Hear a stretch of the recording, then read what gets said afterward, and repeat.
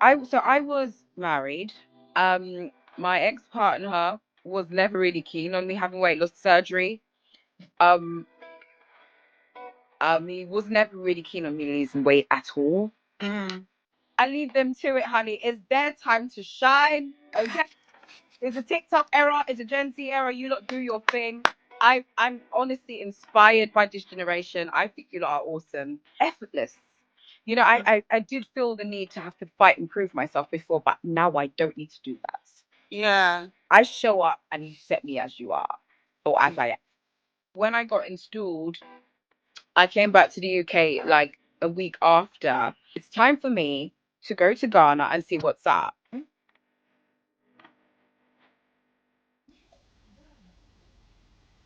All right, see. There we go. Okay, let me I see you later. Oh, we got 20 people in the house.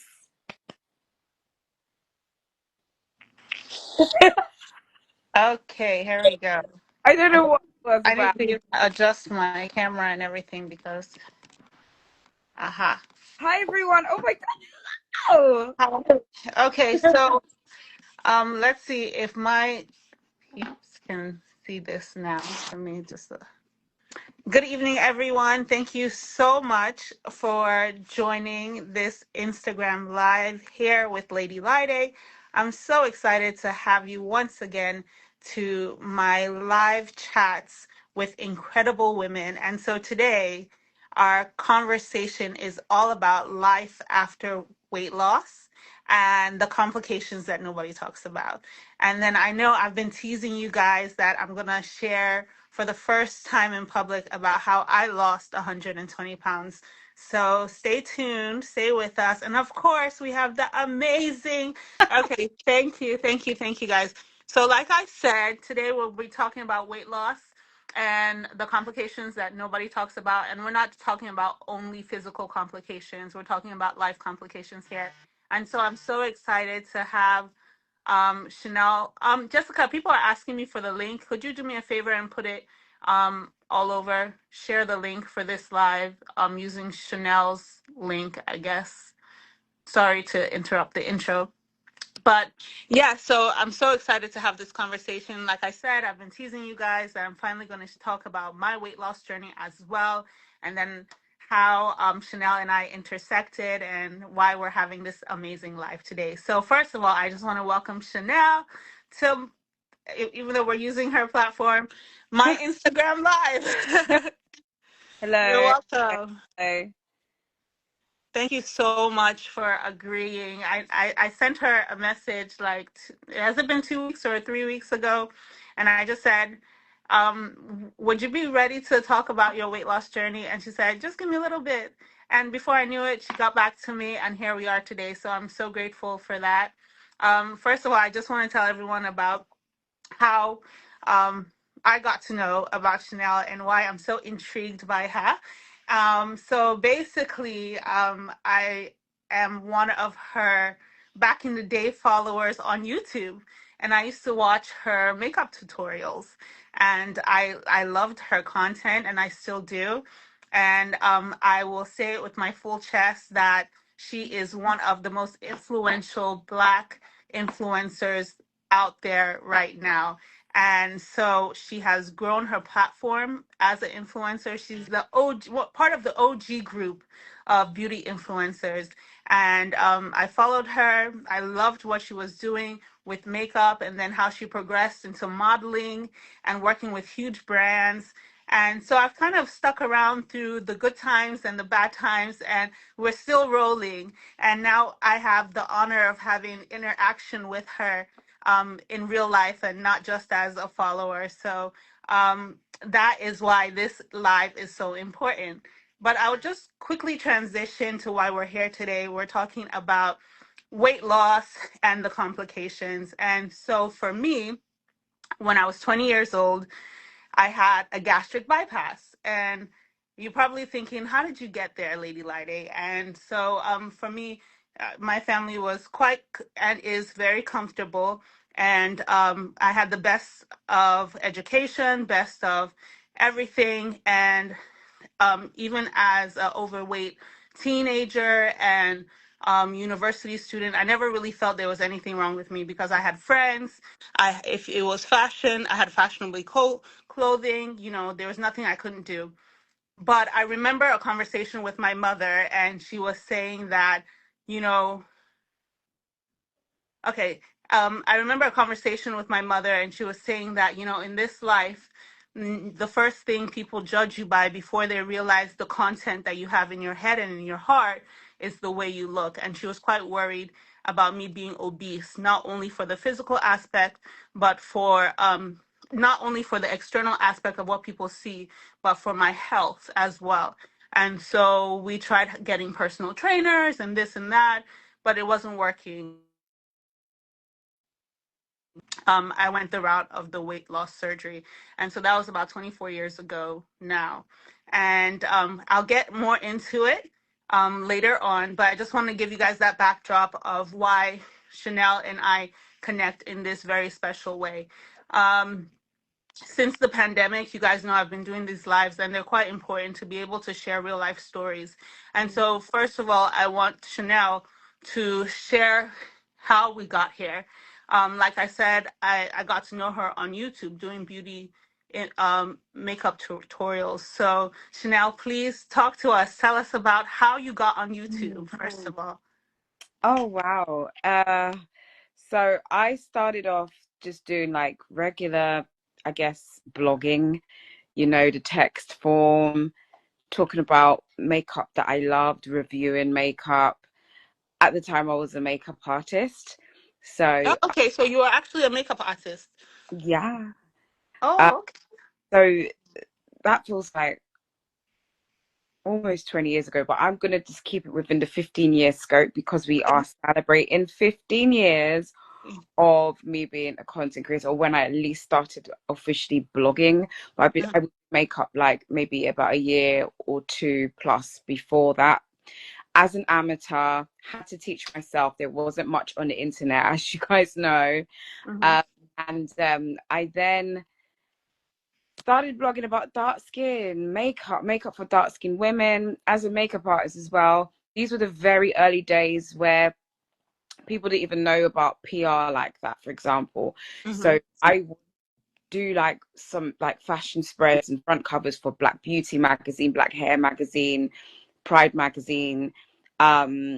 Assisted some, big makeup artists back then approach brands and give them credit, like Chanel Boateng using MAC Cosmetics, approach MAC Cosmetics and they'll send me like 10 products.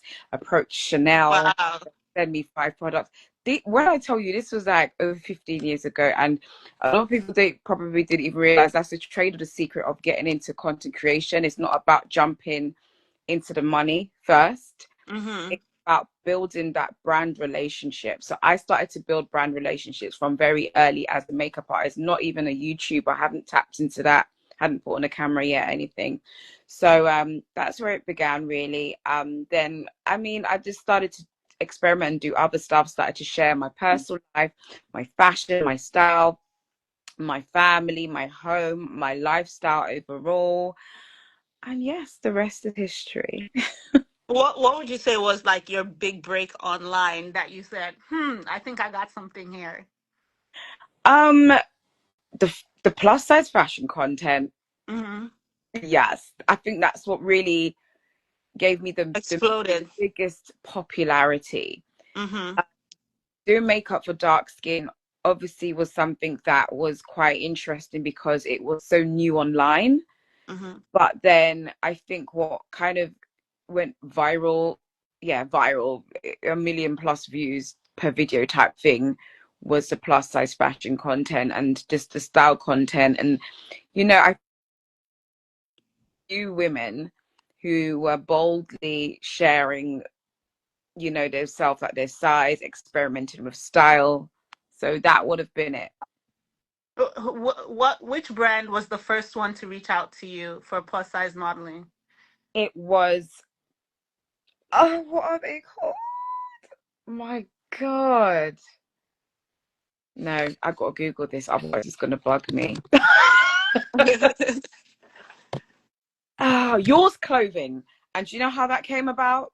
What? I was their makeup artist. Oh, So wow. yes, I had a makeup job with them, and yeah, they took me to Northamptonshire. It was Peterborough actually, Peterborough, and Northamptonshire for like 2 days. They done a big commercial campaign. It was a billboard thing. It was a TV ad, all sorts, and I done makeup. And then I kind of was like, "Hi, I kind of got this like little blog thing. Can you please like give me some like free clothes Huh? so that I can model on my platform?" And then I went to South Africa not long after that, and I got my friend from my church to shoot me and my little styles. I put it on YouTube. It was a hit. Everyone was like, "Oh my Oh my god!" God, yeah. So yeah, that's where it started for the fashion stuff. And I was like, "This is something." Soon after that, I booked ASOS. I booked River Island. I booked Ne- Evans, Dorothy Perkins. Oh, when I told you the brands were coming, I was like, "This is lovely. This Oh, is that's really focus on." Yeah. then how did you make the decision that, this thing that is more than paying my bills is giving me this comfortable life? I want to now be healthy and lose weight. How did you get to that point? I've always aspired to. So way before all of that, I've Mhm. always had the aspiration that even if I have a season of loving who I am, because it was very important too, I also need to, I knew I just couldn't stay like that forever. Mhm. And I'm glad I did it that way because loving who you are is so important. And I've always said this. So where people might just think, oh, she's kind of doing her own thing now. She's lost weight and she's over on the other side type of thing. I just don't want people to forget that this has always been something that I've preached online. It's always been something that I've said, love yourself enough, I guess, to work on the best versions of you. And that's not necessarily to do with weight loss. It can be in any way. Okay. So what exactly, for those that don't know, that don't follow you, what exactly did you do to lose weight? So I had something called bariatric surgery, which is a procedure that takes away, or there's different types of surgeries. I had the gastric bypass. It takes away 80% of your stomach, and it bypass. Oh my gosh, I'm so crap with the To one of the but it intestines. bypasses like one of the intestines, either the, oh Lord. So we're not doctors here, We're but not you doing understand, you all I'm understand saying. what we're trying to say. Get to do me.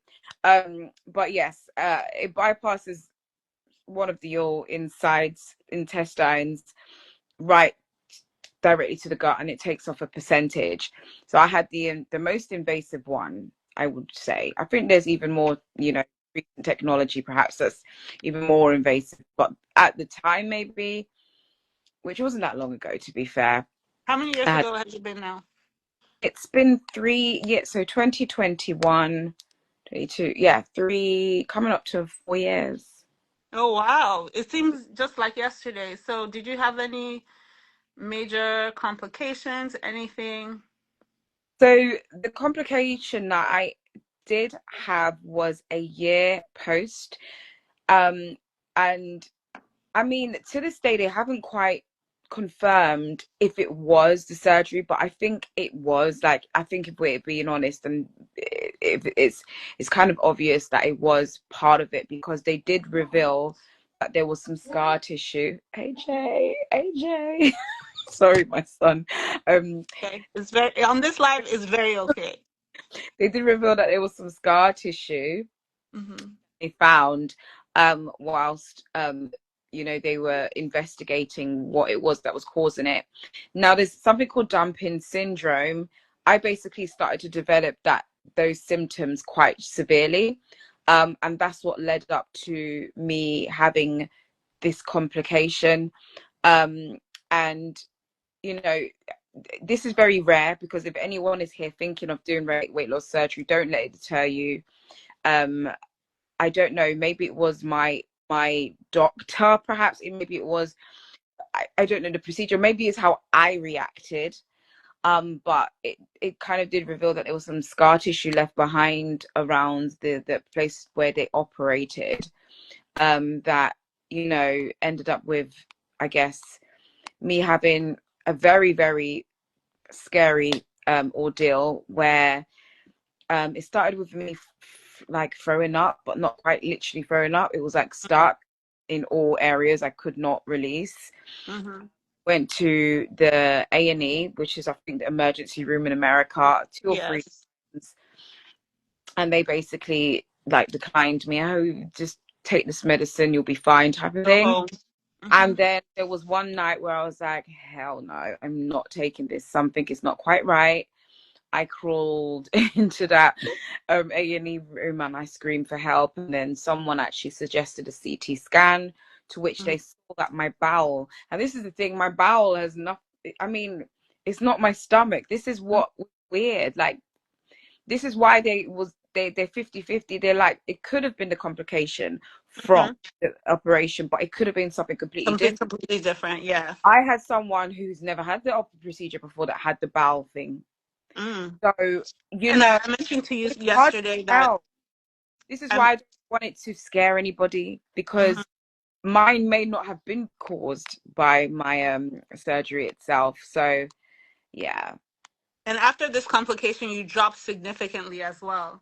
Yes. So I dropped within like 2 to 3 weeks. I would say another like almost 2 stones instantly. Like I was I just dropped because I wasn't eating. I was constantly throwing up. And then when I was healing, it was like I had to go back to, you know, when you first do the surgery, you're on liquids. I had Yeah. that for 2 weeks. So, and then, you know, it just took a while for me to get back to eating properly, at least a good month. So Oh wow. even my weight drastically dropped after that. Wow. So how did your fans react to it? Because I think that must have been the time where people actually really noticed that you had lost weight. I think that's when it was like, oh my God, what's up? But I think by that time, I would have shared that I had weight loss surgery, because I Mm-hmm. had time to share on the internet. Mm-hmm. And I wanted to say the reason why I did that is because it was honestly truly a very personal journey of mine. Mm-hmm. Like I actually looked back because, like, as I said, I got stones, 15 I've been doing as a content creator, and also just my other business. I'm celebrating 9 years of it, for example. So I was looking back the day of content. I don't have any content of me in a hospital. I'll probably be just one of the day I did my weight loss surgery. That is, I don't have Mm-hmm. any content.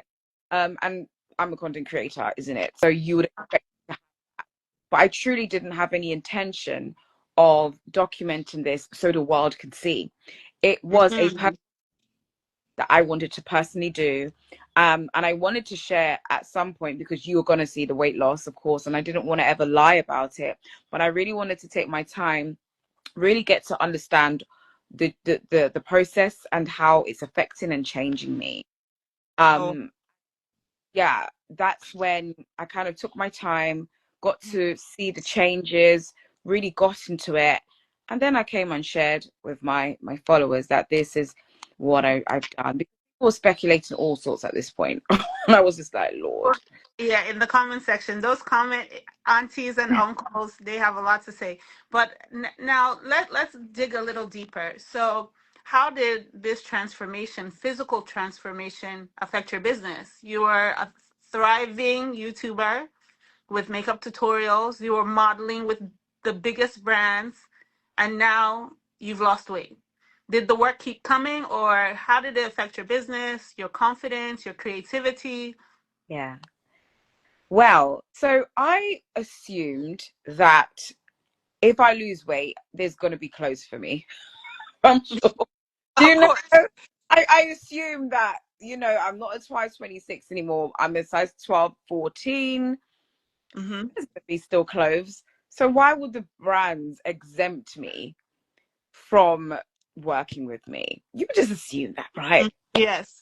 Lo and behold, when it got down to it and I lost the actual weight, I'm now having brands pull back Mm. one by one by one. my management team. Did they say I why? Why were they pulling back? There was one brand, and I have shared this before. There was one brand who blatantly said that we are no longer, working with plus size as a trend anymore, which is weird because I'm not plus size Mm-hmm. like that anymore. I'm not that plus size anyway. I'm not that end of plus size. So why wouldn't you still want to work with me? And then I got to realize that I actually was just a token plus size fat person for all of these brands, basically. Oh wow. That's And what it is, basically. Because had I remained that weight, I probably would have still kept a lot of my partnerships. oh wow. So it was more Yeah. profitable for you to be But they plus still have, size than. they actually have size 12 in their collections. So it was just interesting. But yeah, it did really affect my business, honestly. But I'll be honest with you. This is things you pray over, and I had warnings from loved ones, etc., saying you do know this might affect your bag, Mm-hmm, and I was mm-hmm, like, well, it might do, or it may not. It might actually go the other way, and I could become richer and richer, mm-hmm. or it might actually take me to the deep end. But whatever it is, I have to do this. I have to do, I need to do this for me. Mm-hmm, I'm, I can see myself at a different space when I get here. mm-hmm. So can we go? Let's do this and take all of the negatives that possibly would come with it, if anything. Yeah, I was going to ask you. So you definitely faced losses in your business, but if you don't mind, in your personal life, what happened? I believe you were married when you had the gastric bypass. Yes, sorry, I'm reading the message. Yes, of course. I was married. My ex-partner was never really keen on me having weight loss surgery. Um, he was never really keen on me losing weight at all. Mm, Um, like in fact, there was a lot of encouragement of him from him for me to keep putting on weight. And I'm not even lying about that, you guys. And it came from the angle of, oh, you're beautiful as you are type of thing. mm-hmm. Um, which one may find that flattering, but if I'm being completely honest with you, it's not always about the outer appearance, right? Is Right. it? How am I feeling? How are my emotions? Mm-hmm. How am I carrying myself? Mm-hmm. Am I a good person? Are you recognizing all of that, or you just are okay with me just being that size and that's it? Mm-hmm. Yeah. And so I had to really decide for myself what's best for me, obviously, because despite that, I am a mother of two, a Mm-hmm. proud mother of two, and I want to be the best and healthiest and happiest for them. Mm-hmm. Not necessarily even based again on the weight issue, but just carrying grace to, Mm-hmm. And carrying yourself better. yeah, Mm-hmm. and being able to sustain and just be in a content and I just want to be a bouncing mummy. I just I want to be there. I want to be present. I want to be focused. You know, Yeah. the weight did become a distraction at a point, big Mm. time, because in the aspects of business, I'm like, oh, I need to make this money. Yeah, You yeah, yeah. and as a big person is a big part of it because I'm modeling to the plus size world or the plus size community. So I need to make this money. So my focus was on business. Mm-hmm. And as a lot of us are business women and mothers, that's absolutely fine. But when it becomes too much of a distraction, then Mm-hmm. you've got to And check. it's affecting your self-esteem, affecting your business, now your marriage.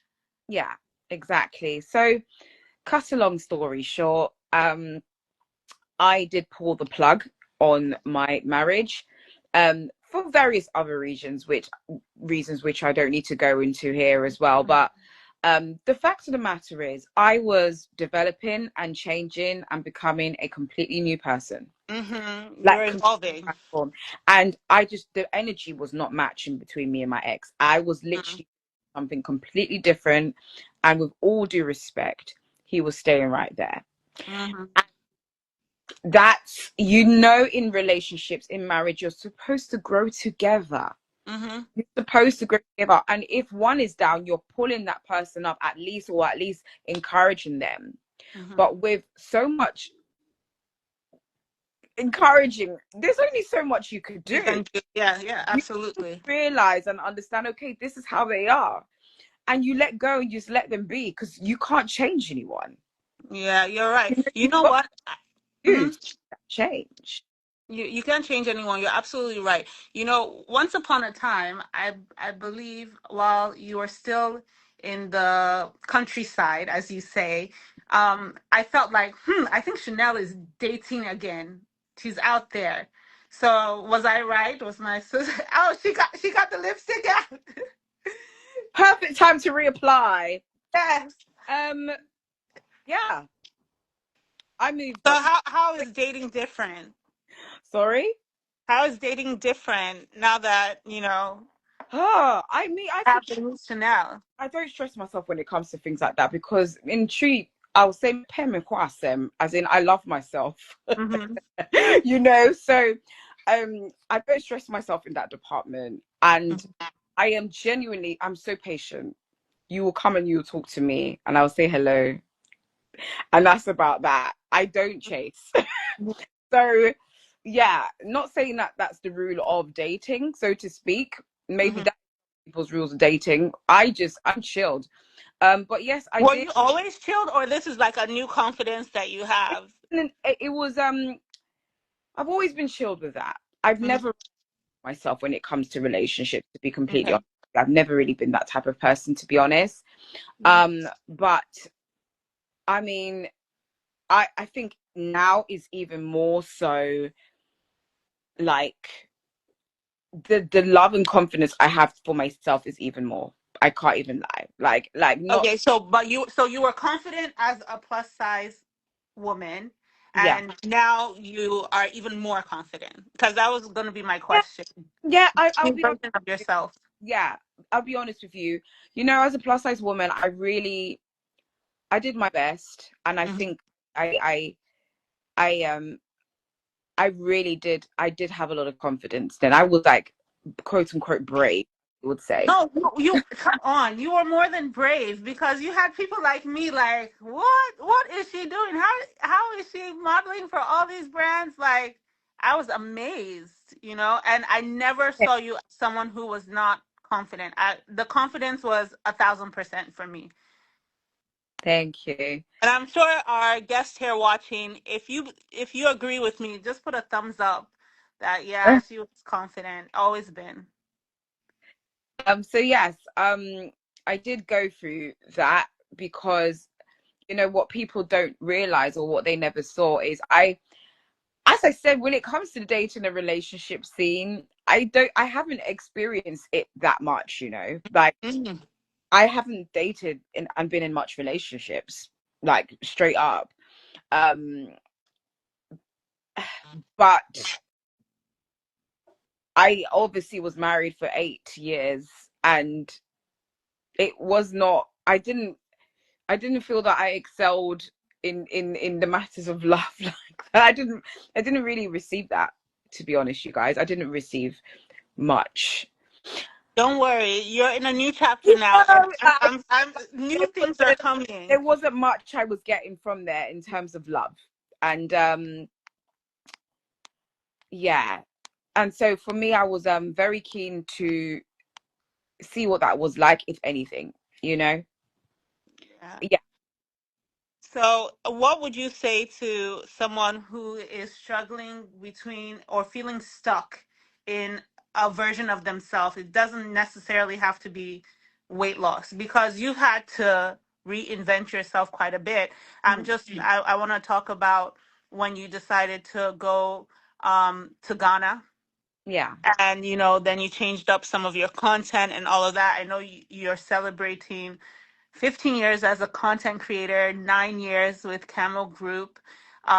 So tell us about what made you, go to Ghana and then you became a queen. I keep saying it. You became a queen. Like, what happened?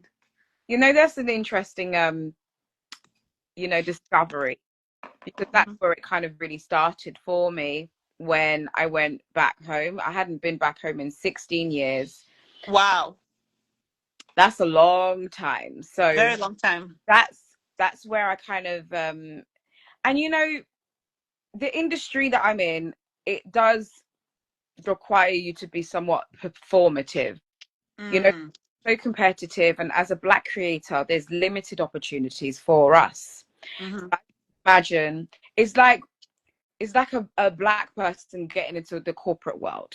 It's similar, honestly, in the creative space in the UK, Hmm. because all the opportunities are offered to our counterparts, i.e., Hmm. white people. Hmm. So, I was pretty successful as a black creator to amass the success that I attained.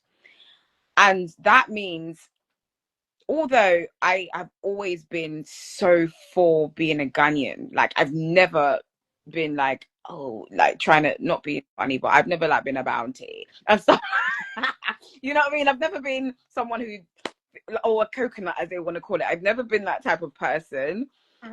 However, I understood the business act of it and aspects of it, and understood the formula to working with the quote unquote white corporate brands as a, Right.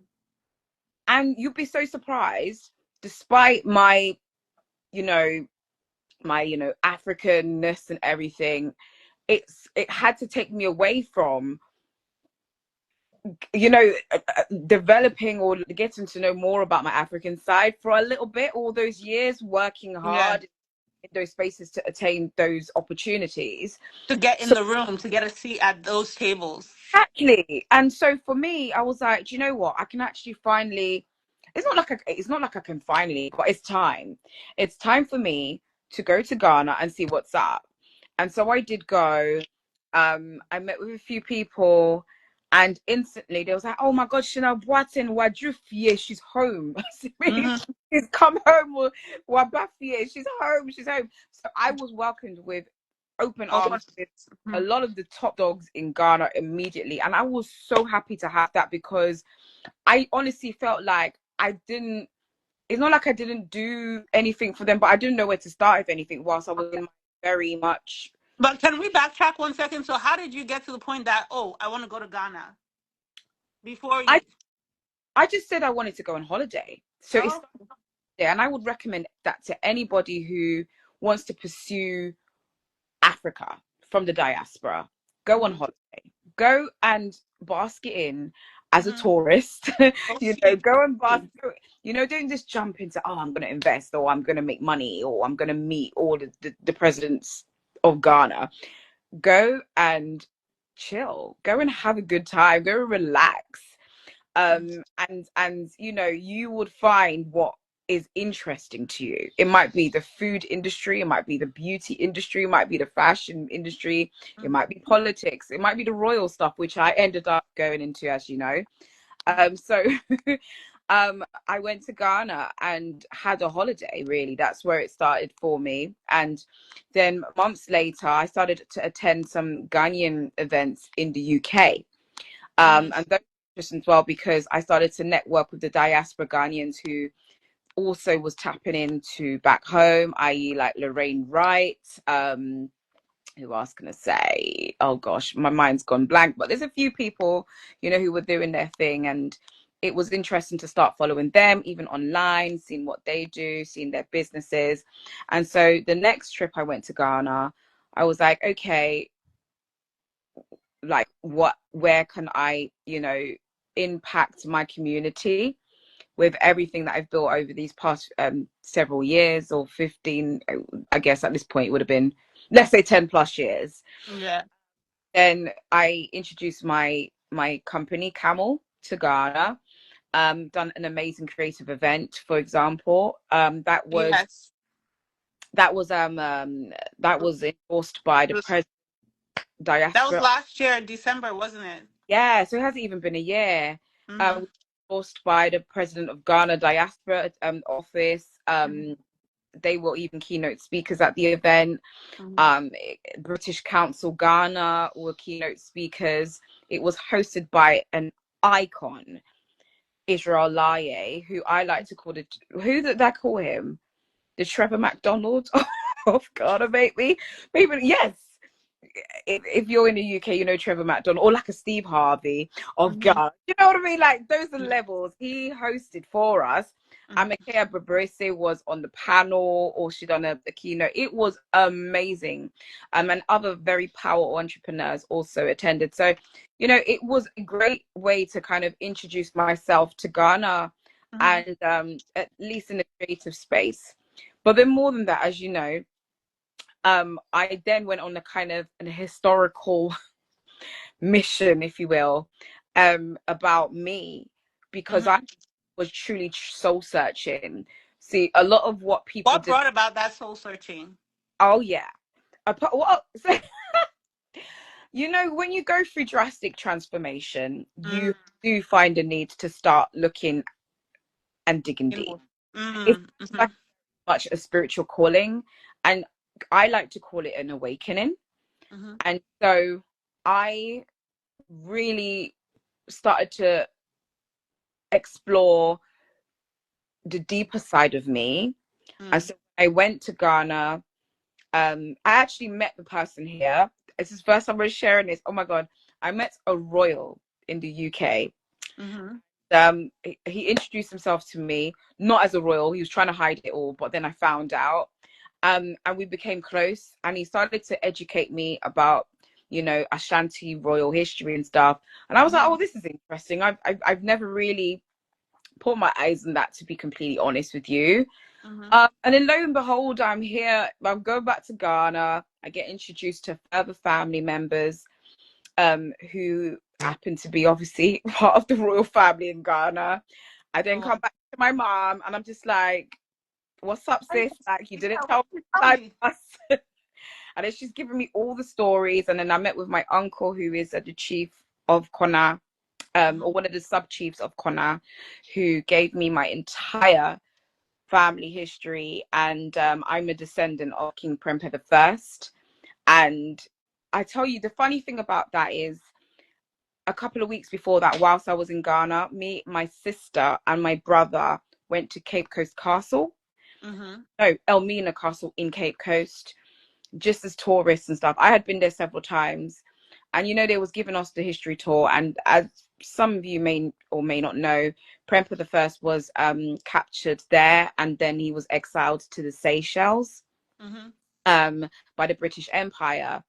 And then weeks later, whilst I'm kind of like getting to know other, like it's basically in Ashanti culture, you are from your mother's maternal bloodline.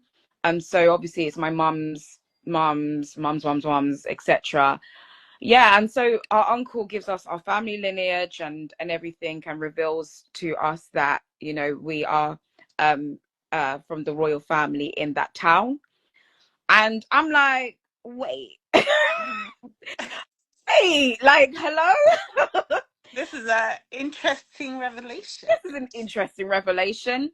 I heard about it. You know, you're growing up, you're doing your thing. And when I did question my mom in terms of why wasn't that kind of explicitly shared with us, she was like, you know, you lot are British kids. I didn't expect you guys to care about those things, but it is.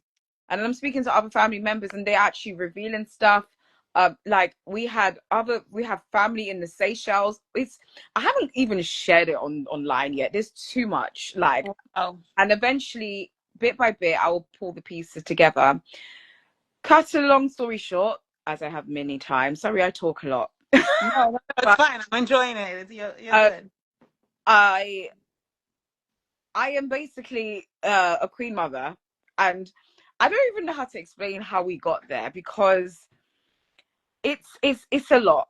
It's a spiritual thing. It's a revelation. It's confirmation. It's something that actually put on me since I was a child, which I've ignored.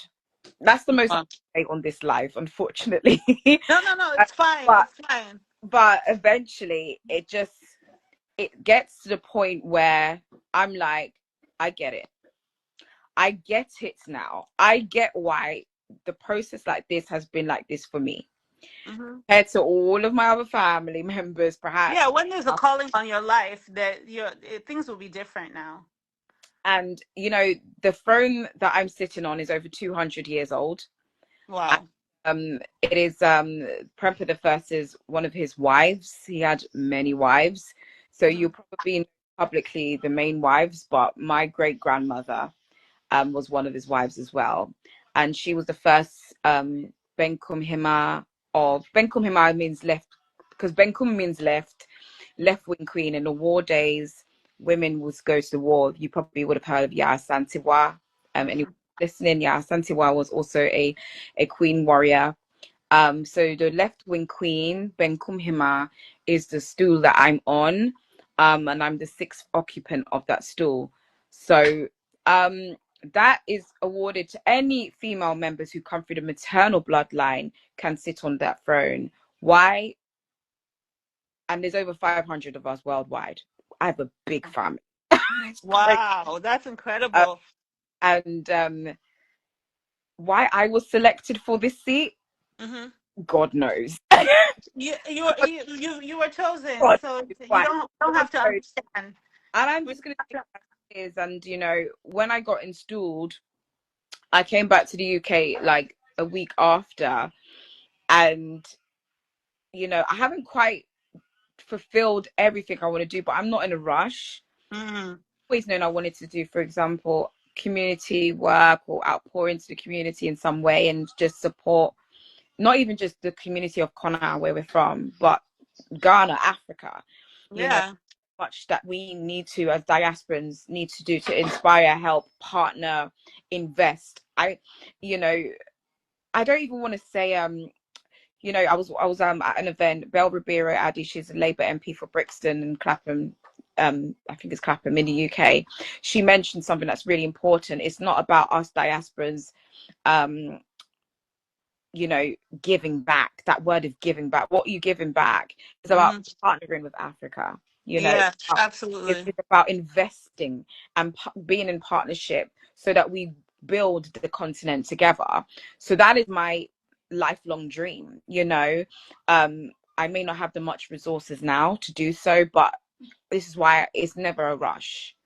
Bit by bit, I'll get there. So, with that Uh, being, I've gone through that whole journey of being a makeup artist, a plus size fashion model, or content creator, to then mhm. becoming this. And this is much this has kept me in my most uh I don't know what kind of state, mellow and chilled Like chill state, and calm space. Yeah, effortless. You know, mm, I did feel the need to have to fight and prove myself before, but now I don't need to do that. yeah. I show up and you set me as you are, or as I am. And I, that, I love that. I love that. I want to transition a bit and talk about. hey, sorry, No, it's okay. sorry, I'm here. Hello? I want to transition a bit and talk about your business and legacy at this point. Okay. And um, you've been talking about it online, and I've mentioned it as well. You're celebrating 15 years as a content creator. Yes. So, how does that make you feel? Like, that's a huge accomplishment. And Yeah. oh, and then before let me get the full question so you can just go right through it. You're celebrating 15 years as a content creator. Content creation has changed from when you started to how it is now. And Mm. so how do you not really compete with what's happening now, but how do you position yourself to align with the new wave of content creators? Ooh, my gosh. Just to answer the last question, I leave them to it, honey. It's their time to shine. Okay. It's a TikTok era, it's a Gen Z era. You lot do your thing. I'm honestly inspired by this generation. I think you lot are awesome. And I've had my time. I've had my time. I'm not fighting to be a little girl anymore. I'm a big woman, respectfully. You know, so I'm not trying to fit in with the Gen Zs like that. If anything, a lot of them see me like as a big sister or a mum or an auntie. I love that. And I get a lot of them, and they're like huge numbers. I'm talking about content creators in the dance field, entertainment, comedians and Movies. stuff, Mm-hmm.